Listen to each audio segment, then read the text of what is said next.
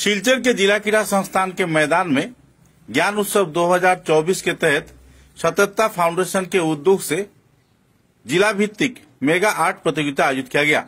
अंकन कला प्रतियोगिता में लगभग 2500 रिकॉर्ड संख्यक प्रतियोगियों ने उत्साह के साथ भाग लिया। सततता फाउंडेशन के कार्यकर्ताओं द्वारा आयोजित कार्यक्रम को लेकर पहले चरण में तो खलबली की माहौल देखने को मिली। तत्पश्चात कार्यकर्ताओं के सही संचालन तथा प्रयास के चलते आखिरकार सुचारू रूप से यह प्रतियोगिता संपन्न हुआ। बाद में करीब 2000 अभिभावक व छात्र छात्राओं की मौजूदगी में पुरस्कार वितरण कार्यक्रम भी आयोजित किए गए। Shri Adi TBS Kathal point, flying colours school Ambikapatti, flying colours academy, Chandrima beauty parlour, Tulika art, the shopping nest institute of arts, health is wealth with Raji wellness coach, Kalpataru jewellers Ambikapatti तथा कई और निजी संगठन के आर्थिक सहयोग से आयोजित इस कार्यक्रम को लेकर कलाकारों के बीच उत्साह की माहौल देखने को मिली। नन्हे बच्चों के बीच काफी जोशो खरोश का स्थिति भी इस दिन देखने को मिला। अभिभावकों की मौजूदगी में काफी देर प्रयास किए जाने के बाद सुचारू रूप से प्रतियोगिता संपन्न हुआ और दिग्गज हस्तियों की मौजूदगी में पुरस्कार वितरण कार्यक्रम भी आयोजित किए गए।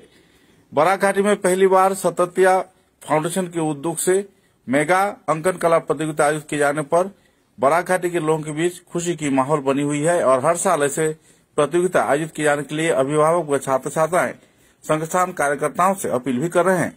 पत्रकारों के साथ बातचीत के दौरान इस संदर्भ में विस्तारित तथ्य उजागर करते हुए संगठन के प्रमुख कार्यकर्ता ने विस्तारित खुलासा भी किए। আমরা যে প্রোগ্রামটা করছি এটা বাচ্চাদের জন্য, বাচ্চাদের ডেভেলপমেন্টের জন্য। এখানে আজকে যেটা আর্ট কম্পিটিশন করালাম, যেটা কোনো থিম ছিল না, এটা বাচ্চারা নিজের মন পছন্দ মতো এঁকেছে। এটা রেজাল্টটা এখনই হয়ে গেছে, এখনই এদেরকে প্রাইজগুলো দেওয়া হবে, সার্টিফিকেটটা দুদিন পরে পাঠানো হবে। এত বড় বিশাল আয়োজন, তার মধ্যে কোনো এন্ট্রি ফিস নেই, কেমন করে চলছে না? দেখেন, কিছু আমাদের ওয়েল উইশার আছে, কিছু সমাজে মানুষ আছে যারা চায়, যেমনি আমাদের সঙ্গে দাঁড়িয়ে আছে সবচেয়ে প্রথম টিবিএস, আদি টিবিএস সিদ্ধার্থ শেখর দাস দাঁড়িয়ে রয়েছেন, উনি আমাদেরকে স্পন্সর করেছেন। আমাদের রাজ্যসভার এমপি সুস্মিতা দেব মহাশয়, উনি আমাদেরকে সাহায্য করেছেন। আরো মানুষরা সাহায্য করেছে, ওদের সাহায্যে এটা হয়েছে। এখানে আমরা একটা সবাই মিলে একটা চ্যারিটি করার চেষ্টা করেছি, কি আমরা এটাকে একটা বাচ্চাদের স্বার্থে, এখানে কোনো পলিটিক্স নেই, কোনো কিছু নেই, জাস্ট একটা বাচ্চাদের স্বার্থে। প্লাস সবচেয়ে বড় অবদান আমাদের অতনুদার, যে ডিএস এর মাঠটা আমাদেরকে দিয়েছে আজকে। প্লাস এখানে ইচ এন্ড এভরিওয়ান, প্লাস আপনারা নিউজ এজেন্সিও খুব ইম্পর্টেন্ট রোল করেছেন। যেটা আমার আগে যেটা প্রেস রিলিজটা অত সুন্দরভাবে। কতজন প্রতিযোগী অংশগ্রহণ করলো? Around 2500, 2500 around. হ্যাঁ, কিন্তু কাউন্ট করার পরে, সব কাউন্ট করার পরে আমি এক্সাক্ট নাম্বারটা বলতে পারবো। কত বছর থেকে কত বছর গ্রুপ ছিল? নার্সারি থেকে নিয়ে আপনার ক্লাস 12 অবধি। মুখ্য উদ্দেশ্যটা কি আপনাদের? এটা মুখ্য উদ্দেশ্য আমাদের এনইপি কে প্রমোট করা, ন্যাশনাল এডুকেশন পলিসি 2020, যেটা আমাদের আসামে সবচেয়ে আগে ইমপ্লিমেন্ট হচ্ছে, শুরু করে দিয়েছে আমাদের শিক্ষামন্ত্রী, মুখ্যমন্ত্রী। ওনাদেরকে একটা যে গুড সিটিজেন আমাদের সাপোর্ট করা একটা। তো ওটাতে লেখা আছে, যেটা এফএলএন এর মডেলে লেখা আছে, বাচ্চাদের মধ্যে স্কিল ডেভেলপমেন্টটা বাড়তে লাগে, ক্রিয়েটিভিটি বাড়তে লাগে। এই ক্রিয়েটিভিটি, আর্ট থেকে তো সুন্দর ক্রিয়েটিভিটি কোনো জায়গায় পাওয়া যায় না। এর জন্য এটাতে আমরা কোনো থিম রাখিনি, যাতে বাচ্চারা নিজের ক্রিয়েটিভিটি দেখাতে পারে। বাচ্চাদেরকে যখন একটা এমনি প্ল্যাটফর্ম দেওয়া যাবে, তখন ওরা নিজের ক্রিয়েটিভিটিটা আরো বাড়াবে। এটাই আমাদের মুখ্য উদ্দেশ্য। মোবাইলের জগৎ থেকে বাচ্চাদেরকে অঙ্কন করার ক্ষেত্রে টেনে নিয়ে আসাটা বিরাট কঠিন সাধ্য ব্যাপার। বিরাট কঠিন। সেই জায়গায় কোনো ব্যবস্থা আছে?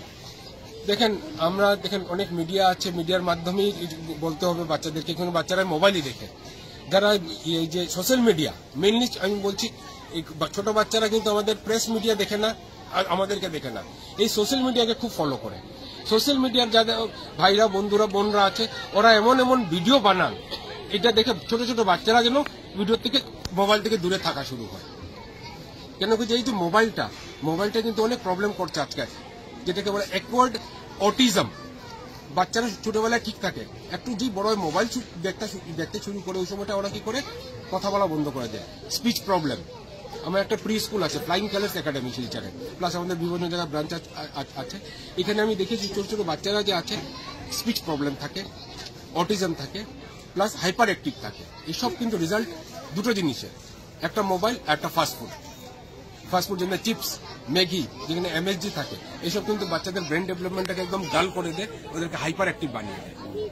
যাতে সোশ্যাল মিডিয়া, হ্যাঁ প্রিন্ট মিডিয়া বাচ্চারা দেখে না, মা বাবারা দেখে। প্রিন্ট মিডিয়াকেও বলছি আর সোশ্যাল মিডিয়াকেও বলছি, প্রিন্ট মিডিয়া না থাকলে আমাদের সমাজের আয়না নেই।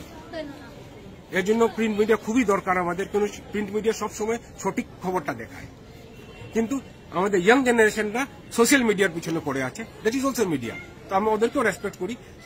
সব মিডিয়াদেরকে বলছি এমন এমন প্রোগ্রাম বানান, এমন এমন ভিডিও বানান যাতে বাচ্চারা দেখে এটাকে তারা মোবাইল থেকে আরো দূরে থাকতে পারে। এখন যদি আমাদের বাচ্চাদেরকে এইসব জিনিস আমরা বুঝাই না, এখন এই যে আমি যে কথা বলছি, কোনো বাচ্চা দেখবে না, কেটে দিবে।